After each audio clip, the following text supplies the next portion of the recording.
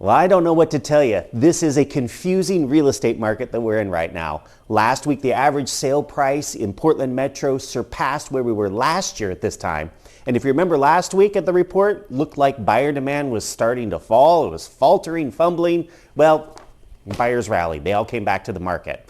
Let's get into the numbers and see if we can make some sense of this and maybe tell where the market is headed.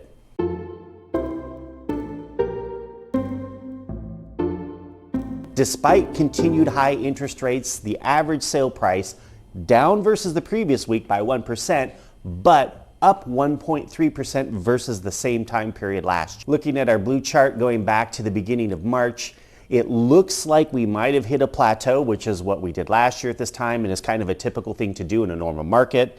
We should probably expect the average sale price to continue to inch down throughout the balance of the year. It's what happened last year at this time, and it's typically what happens in a normal Portland market.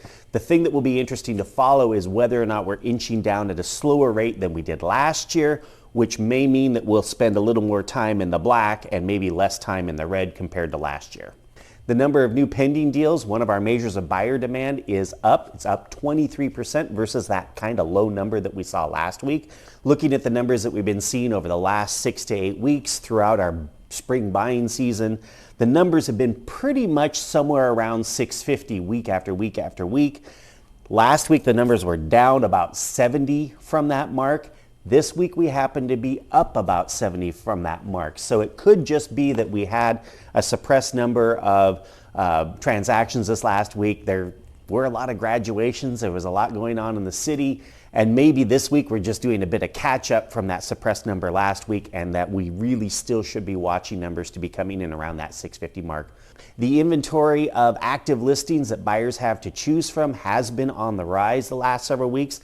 This last week was no change. It was up 3% versus the previous week. However, last year at this time, the exact same thing was happening, except that it was increasing at a faster pace. I have been noticing that the number of active listings that we had last year versus this year, we have more listings, active listings, a bigger supply this year than we had last year. The gap between these two numbers has been decreasing week after week. The number of new listings that hit the market was up 1%, pretty much on par with where we were the previous week. However, that was a little bit of an elevated number. So we came in at 723 new listings. Last year at this time, that number was 857.